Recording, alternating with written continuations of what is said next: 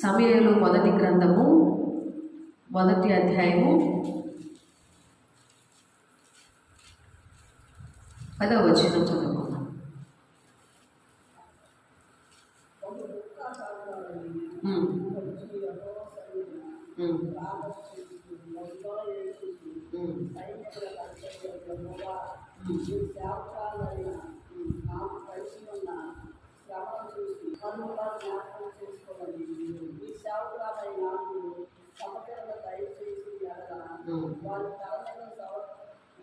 క్షౌరపు కత్తి అన్నటికి రానివ్వక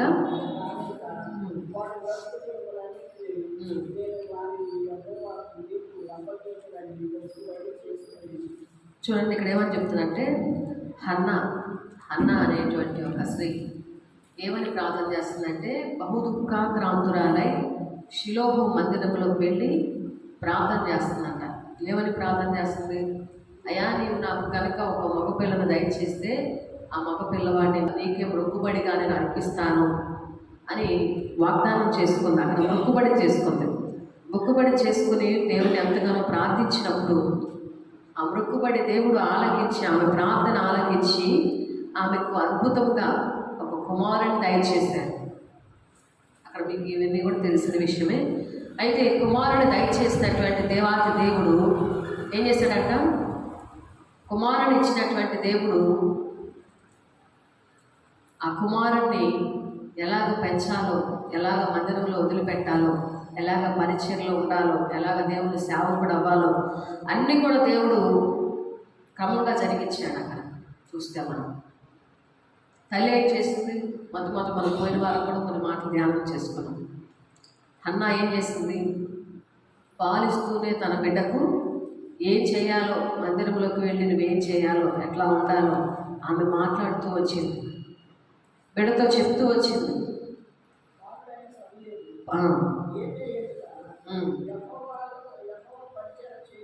అది 2వ అధ్యాయమా 2వ అధ్యాయమా 3వ అధ్యాయం 1వ వచనంలో ఉంది. బాలుడైనటువంటి సమూయేలు ఏలి ఎదుట మందిరములో పరిచర్య చేస్తూ వచ్చినాను. చాలా చూస్తే మనము మొదటి సమూయేలు 3వ అధ్యాయం 1వ వచనంలో, బాలుడైన సమూయేలు ఏలి ఎదుట యెహోవాకు పరిచర్య చేయొచ్చు నేను. ఆ దినములలో యెహోవా వాక్కు ప్రత్యక్షమగుట అరుదు. ఇక్కడ ఏమంటున్నాడంటే, ఆ దినములలో యెహోవా వాక్కు ప్రత్యక్షమవటం అరుదుగా ఉందంట. ఏలి మంద దృష్టి వచ్చేసింది. ఏలి సేవకుడు పెద్దవాడైపోయాడు. బాగా కళ్ళు మంద దృష్టి వచ్చేసింది. కళ్ళు కనిపించినటువంటి పరిస్థితి వచ్చింది. అలాంటి పరిస్థితిలో ఒక సమూయేలుని ఏం చేశాడంటే దేవుడు వాడుకోవాలని ఆశపడ్డాడు. సమూయేలు, బాలుడైనటువంటి సమూయేలుని దేవుడే అనుగ్రహించాడు. యెహోవాయే ఇచ్చాడు. ఎట్లా ఇచ్చాడు? మొక్కుకొని కన్నటువంటి కుమారుడు ఆయన.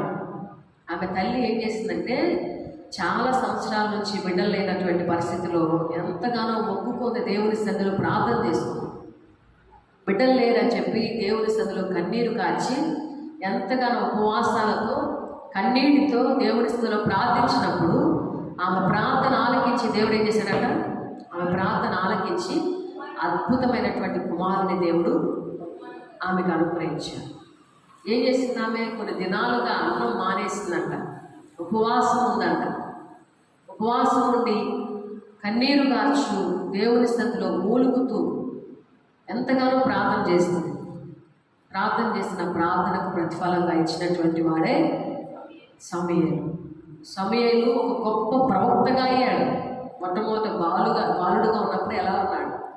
ఆయన బాలుడుగా ఉన్నప్పుడు ఏం చేస్తాడు చెప్పండి? ఏలి ఎదుట పరిచర్య చేస్తూ వచ్చాడంట. మనం చదివితే ఆమె ఎప్పుడైతే మొక్కుకున్నటువంటి ఆ కుమారుడిని ఎప్పుడైతే ఆమె మొక్కుకున్న మొక్కు మర్చిపోలేదు. మనమైతే ఏం చేస్తాం? ఎన్నో మొక్కుకుంటాం, మర్చిపోతాం. మొక్కుకుంటాం కానీ అదేంటి చేస్తాం? మనం మర్చిపోతూ ఉంటాం. ఎన్నో మొక్కుకుంటాం, అటన్నిటిని మర్చిపోతాం. కానీ హన్నా అలాగా మర్చిపోలేదు. బిడ్డని దేవునికి ఇస్తానని చెప్పి మొక్కున్నట్టుగానే ఆ మొక్కును చెల్లించింది. ఏం చేసిందమ్మా? ఆమె ఏం చేసింది చూస్తే మనం మొదటి అధ్యాయంలో సమూయేలు మొదటి గ్రంథము మొదటి అధ్యాయం 28వ వచనం చూస్తే, కాబట్టి నేను బిడ్డను యెహోవాకు ప్రతిష్ఠించున్నాను, తాను బ్రతుకు దినములన్నిటను వాడు యెహోవాకు ప్రతిష్ఠితుడగనని చెప్పారు. అప్పుడు వాడు యెహోవాకు అక్కడనే మ్రొక్కెను. ఆ పైన వచనం చూస్తే, ఈ బిడ్డను దయచేయమని యెహోవాతో నేను చేసిన మనవి ఆయన నాకు అనుగ్రహించాను, కాబట్టి నేను ఆ బిడ్డను యెహోవాకు ప్రతిష్ఠించుచున్నాను. ప్రతిష్ఠించినప్పుడు ఏం చేశాడంటే, తాను బ్రతుకు దినములన్నింటిలో వాడు యెహోవాకు ప్రతిష్ఠితుడని చెప్పినప్పుడు అప్పుడు వారు యెహోవాకు అక్కడనే మ్రొక్కెను. ఏం చేశాడంటే అప్పుడు యెహోవాకు అక్కడే మ్రొక్కాడంట, సాగిలపడి నమస్కరించాడంట.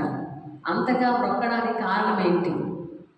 ఆయన మందిరంలో దేవుని ఎదుట సాగిలపడి మొక్కడానికి, ప్రార్థన చేయడానికి, ఏలి ఎదుట పరిచర్య చేయడానికి గల కారణం ఏంటంటే ఏంటి చెప్పండి? తల్లి పెంచినటువంటి పెంపకం, తల్లి దేవుని మాటలు చెప్పినటువంటి మాటలు, అలాంటి మంచి మాటలు తల్లి చెప్పింది. ఏమని చెప్పింది? నాన్న, నువ్వు చక్కగా దేవుని మందిరంలో ఉండాలి, నువ్వు పాలు విడిచిన తర్వాత నేను దేవుని మందిరంలో నేను ఉంచుతానని చెప్పి నేను వాగ్దానం చేసుకున్నాను, మొక్కుబడి చేసుకున్నాను, కనుక నేను తీసుకొని వెళ్ళి ఆ మందిరంలో నేను వదిలిపెడతాను. కాబట్టి ఇక నుంచి నువ్వు ఆ మందిరంలోనే పెరగాలి, సేవకులు ఎదుట పెరగాలి, ఈ సేవకులు ఎదుట మందిరంలో దేవుని సన్నిధిలో నువ్వు ఎదగాలి, అక్కడే నువ్వు పెరగాలి, అక్కడే నువ్వు ఉండాలి, ఇక నుంచి నువ్వు అక్కడే జీవించాలి, ఇక నుంచి నువ్వు అక్కడే ఉండాలి. కాబట్టి ఇక నువ్వు దేవుని మందిరంలోనే ఎదగాలి, అక్కడే నువ్వు నివాసం ఉండాలి, సేవకులు ఎదుటే నువ్వు ఉండాలి అని చెప్పిన మాటకి ఏం చేస్తాడు? ఆ చిన్నబిడ్డ లోబడ్డాడు. చాలా చిన్నబిడ్డ, అంత చిన్న బిడ్డ కూడా చక్కగా దేవుని మాట, తల్లి మాటకి లోబడి విధేయత చూపించి చక్కగా మందిరంలోకి తీసుకురాగానే వచ్చి సాగిలపడి నమస్కారం చేశాడంట. సాగిలపడ్డాడు, మొక్కుకున్నాడు, అక్కడనే మొక్కి సాగిలపడి అక్కడనే మొక్కుకునేను అని ఉంది ఆ మాట మనం చూస్తే. తాను బ్రతుకు దినములంటను వాడు యెహోవాకు ప్రతిష్ఠగా చెప్పాను, అప్పుడు వాడు యెహోవాకు అక్కడనే మొక్కెను. తల్లి పాలు విడిచిన దినమాలను తీసుకొచ్చి మందిరంలో వదిలిపెట్టగానే అక్కడనే వాడు మొక్కాడంట. అక్కడ రాగానే అక్కడ మొక్కుకున్నాడు, దేవుని సన్నిధిలో ప్రార్థించాడు, సాగిలపడ్డాడు. ఇదంతా ఎలా జరిగిందంటే, తల్లి పాలిచ్చేటప్పుడే తనకు చెప్పినటువంటి మాట. తల్లి పాలిస్తూనే ఆ బిడ్డకు మంచిగా రంగరించి అంటారు, ఉప్పు పాలతో పెంచాను అంటారు కదా, ఏమంటారు? ఉప్పు పాలు తాగి పెంచారంటారు కదా. అట్లనే తల్లి కూడా ఏం చేసిందంటే, ఆ బిడ్డకి పాలిచ్చేటప్పుడే ఆ చంటి బిడ్డను చంకులో పెట్టుకొని కౌగుల్లో పెట్టుకొని పాలిచ్చేటప్పుడే ఆ బిడ్డకు మంచిగా దేవుని మాటలు రంగరించి పోసింది. పాలించేటప్పుడే పాలు ఎలాగిస్తుందో అలాగే దేవుని మాటలను అందించింది ఆమె. అందించిందా లేదా? అందించబట్టే, దేవుని మాటలు చెప్పబట్టే ఆ బిడ్డ ఆ పాలు విడిచిన దినమంతే మందిరంలో తీసుకురాగానే చక్కగా సాగిలపడి నమస్కారం చేశాడు, దేవుని సన్నిధిలో మొక్కుకున్నాడు, దేవుణ్ణి ప్రార్థించాడంట. అలాగా మనము కూడా మన బిడ్డలకి చిన్న వయసులో నుండి దేవుని మాటలు మనం చెప్పబోయే మెసేజ్ ఏంటంటే, పరిచర్య చేయటం నేర్పించాలి పిల్లలకి. పరిచర్య చేయటము చిన్నపిల్లలకి, మన చిన్న బిడ్డలకి ఏం నేర్పించాలంటే, దేవుని మందిరంలో పరిచర్య చేయటం నేర్పించాలంట. తల్లి ఏం నేర్పించింది? హన్న చెప్పండి, ఏం నేర్పించింది? పరిచర్య చేయటం నేర్పించింది, మందిరంలో ఉండటం నేర్పించింది. మందిరంలో పరిచర్య చేస్తే ఎలాంటి ఆశీర్వాదాలు ఉంటాయో ఆమె నేర్పించింది. ఏలి యాజకుని ఎదుట, సేవకుని ఎదుట నువ్వు పరిచర్య చేయాలన్నా చెప్పింది ఆమె. చెప్పిన మాటకి లోబడి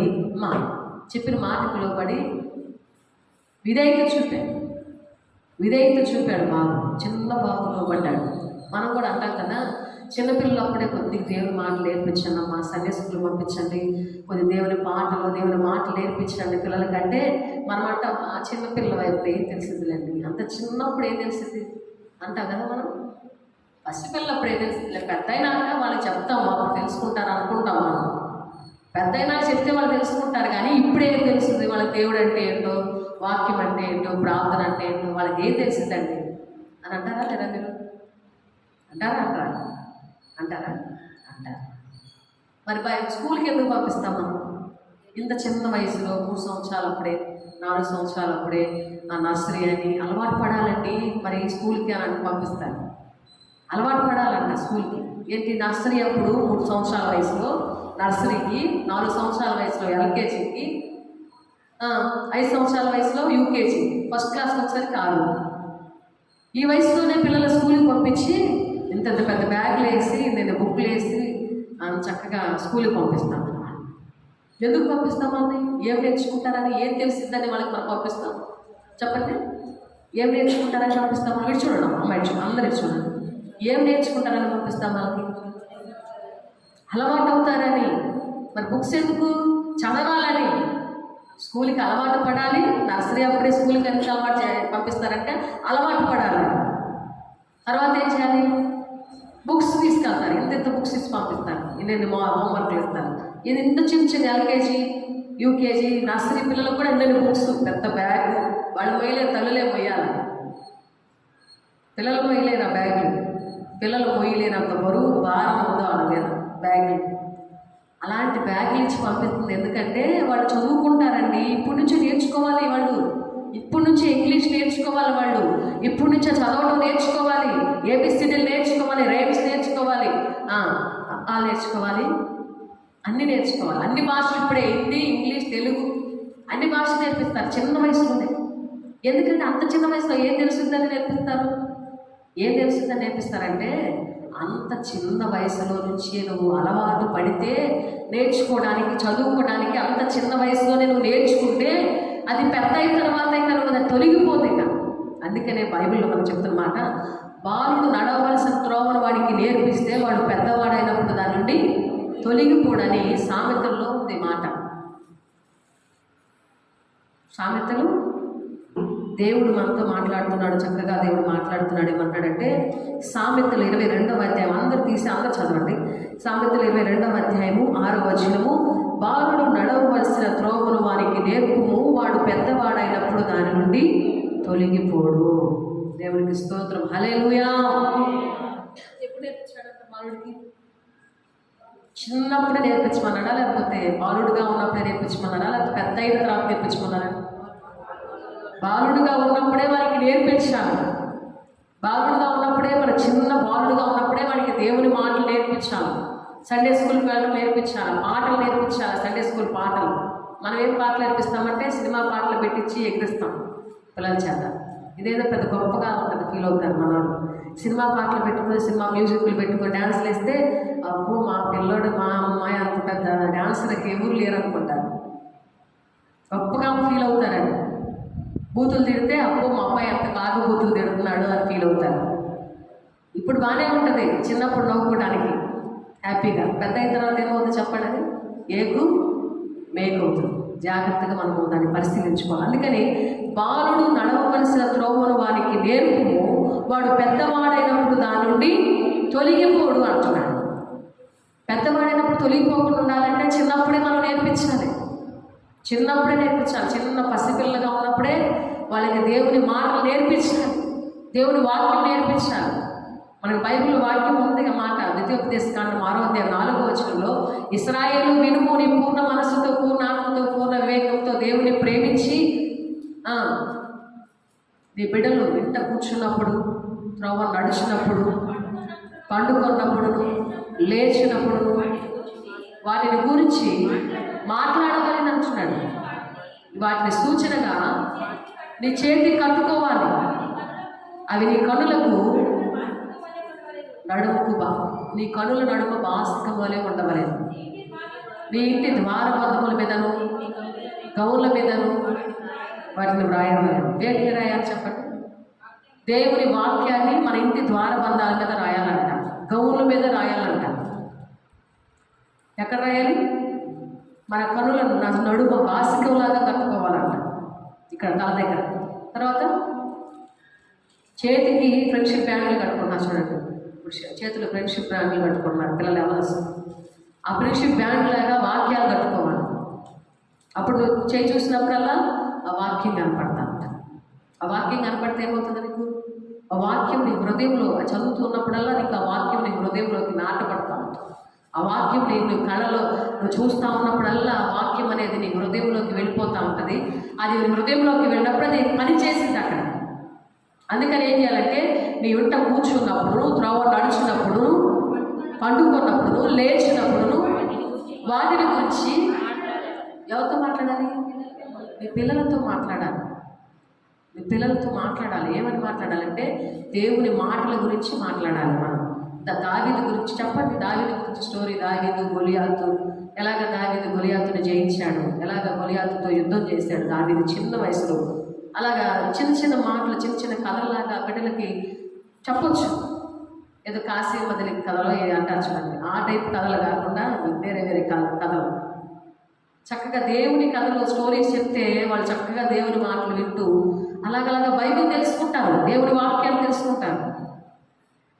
అంతేకాని మనము వాళ్ళు ఏదో చూస్తున్నారులేండి, ఫోన్ ఇచ్చి కాసేపు వదిలేస్తే వాళ్ళే ఆనందం తింటారు, ఫోన్ ఇచ్చి వదిలేస్తే వాళ్ళే కాసేపు నిద్రపోతారు, కాసేపు ఏదో మమ్మల్ని ప్రశాంతంగా ఉండనిస్తారు అని వదిలేసామనుకోండి. ఇప్పుడు ఈ టైంలో పెద్ద అయిన తర్వాత ఏమవుతారు చెప్పండి? తొలగిపోతారు, దారి తొలగిపోతారు.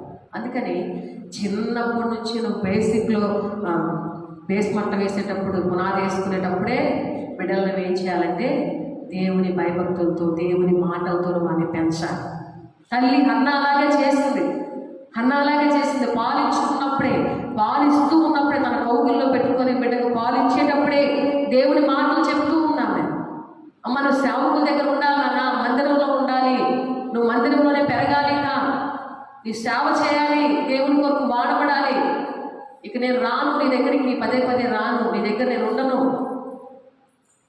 దేవుని సేవకుల దగ్గరే నువ్వు పెరగాలి అని చక్కగా చెప్పింది. ఆమె చెప్పిన మాటకి బిడ్డ లోపడ్డాడు. చిన్న బిడ్డ ఆ చిన్నప్పటి నుంచి చెప్తున్న మాటలకి విధేయత చూపినప్పుడు, దేవుని మాటకి విధేయత చూపినప్పుడు, ఆయన తర్వాత పెరిగి పెద్దవాడైనప్పుడు ఏమయ్యాడు? గొప్ప ప్రవక్తగా మార్చబడ్డాడు. దేవునికి స్తోత్రం, హల్లెలూయా. అలాంటి గొప్ప ప్రవక్తగా అయ్యాడంటే కారణం ఏంటంటే తల్లి చెప్పిన మాటలు, చిన్న మాటలు మంచిగా దేవుని మాటలు చెప్పినప్పుడు దేవుని మాటకి విధేయత చూపాడు. మనం ఏం చెప్తామంటే బిడ్డలకి నేర్పించే విధానం ఏంటంటే, చిన్నప్పుడు అంటే తెలిసి ఏదో చూస్తారు, చేస్తారులేండి. పెద్ద అయినప్పుడు తెలుసుకుంటారు, వాళ్ళే చూస్తారు, వాళ్ళే తెలుసుకుంటారు. వాళ్ళే తెలిసినప్పుడు వాళ్ళకి కొద్దిగా అవగాహన వచ్చినప్పుడు వాళ్ళే తెలుసుకుంటారు. చిన్నప్పుడు మనం చెప్పేది ఏంటి? వాళ్ళకి ఏం తెలిసిందని పాపం చెప్తాం అని అంటారా? అంటారు. మరి ఎందుకు ఏం తెలిసిందని స్కూల్కి పంపిస్తున్నాను? ఎందుకు నేర్పించడానికి పంపిస్తున్నాం? ఏం నేర్పించడానికి పంపిస్తున్నాం? స్కూల్కి పంపించేది ఎందుకంటే చక్కగా దేవుని చదువుకునేటువంటి అక్షరాలు నేర్చుకోవాలని, మంచిగా చదువుకోవాలని, జ్ఞానం కావాలని వాళ్ళకి మనం స్కూల్కి పంపిస్తాం. అట్లానే స్కూల్కి పంపించినప్పుడు మాటలు ఏ రీతిగా నేర్చుకోవాలని మనం పంపిస్తున్నామో, దేవుని సన్నిధికి కూడా వారిని తీసుకొని వచ్చి దేవుని మాటలు ఆ స్కూల్కి వెళ్ళేటువంటి, ఆ స్కూల్లో నేర్చుకునేటువంటి మాటల కంటే ప్రాముఖ్యమైనవి దేవుని మాటలు. ఏ ప్రాముఖ్యమని చెప్పండి? ఏ ఉత్తమమైనవి? మరి ఏం నేర్చుకుంది? మరి ఏమి ఎన్నుకుంది? ఉత్తమమైన వాటిని ఎన్నుకుంది. మరి ఈ ఉత్తమమైనది ఏంటి? దేవుని మాటలే ఉత్తమమైనవి. దేవుని బైబిల్ గ్రంథం ఉత్తమమైనటువంటిది. దానికి మించింది ఈ లోకంలో ఏదీ లేదు. దాన్ని తెలుసుకుంటే, దాన్ని కనుక నువ్వు గైకుంటే, దాన్ని గ్రహించుకుంటే, దాన్ని కలిగి ఉంటే, నేర్చుకుంటే, ఇంకా నువ్వు ఏది ఉన్నా నీకు లేకపోయినా అది ఉంటే అన్నీ ఉన్నట్టే. దేవునికి స్తోత్రం, హల్లెలూయా. దేవుని భయభక్తులు కనుక నీ బిడ్డలకి మనం నేర్పించగలిగితే ఇంకా అన్నీ ఉన్నట్టే. మనకి వారు ఉన్నతమైన స్థితిలోకి నువ్వు తీసుకెళ్ళంటే వాళ్ళ కోసం ఆస్తులు సంపాదించిన అవసరం, పెద్ద గొప్ప ఆస్తులు, అంతస్తులు, పెద్ద మేడలను కట్టవసరం, వాళ్ళకి పొలాలు మాన్యాలు కనవసరం, ఫ్లాట్లు కనవసరం. నువ్వు దేవుని భయభక్తులు నేర్పిస్తే చాలు. కొద్ది మాటలు దేవుని మాటలు చెప్పి దేవుని భయభక్తులతో వాళ్ళు పెంచగలుగుతారు. మొత్తం దేవుని భయభక్తులు వాళ్ళకి నేర్పాలంటే మనకు ఉండాలి కదా. మనకు ఆ భయం ఏంటో, భక్తి ఏంటో మనం తెలుసుకోవాలి. మొట్టమొదట ఆ భయము, భక్తి మనం తెలుసుకుంటే అప్పుడు మన బిడ్డలకి మనం నేర్పించగలుగుతాం. ఆ బిడ్డలు ఏదైనా సినిమా పాటలు పెట్టుకుంటుంటే, టీవీలో, ఫోన్లో పెట్టుకుంటుంటే మనం నేర్పించాలి. ఏమని? నన్ను చూడకూడదమ్మా, చూడకూడదు, వ్యర్థమైన వాటిని మనం చూడకూడదు, వ్యర్థమైన వాటిని చూడకుండా నీ కళ్ళు తిప్పి వేసుకోమని బైబిల్ చెబుతుంది. అని మనం ఏం చెప్పాలి? వాళ్ళకి దేవుని మాటలు చెప్పాలి. మనమే చూస్తాం అయ్యాన్ని, సీరియల్ చూస్తాం, సినిమా చూస్తాం, ఏదైనా ఎంటర్టైన్మెంట్ ప్రోగ్రామ్స్ వస్తే అవి చూస్తాం. చక్కగా ఏంటంటే మనం కంటికి ఏది కనపడితే అది మనం చూసేస్తూ ఉంటాం. మన బిడ్డలకి ఏం చెప్తాం? ఇంకా మన బిడ్డలకు చెప్పాలంటే ముందు మనం వినేటువంటి, మనం దేవునికి లోబడేటువంటి స్థితిలో, దేవుని భయభక్తులు కలిగినటువంటి స్థితిలో మనం ఉండాలి. మొట్టమొదట మనం ఏం చేయాలంటే ఇవన్నింటినీ కూడా మానుకుందాం. దేవుని భయభక్తులు కలిగినటువంటి వారంగా ఉండాలి. దేవుని భయభక్తులు కలిగినటువంటి స్త్రీ ఏం చేస్తుంట? కొనియాడబడుతుంది.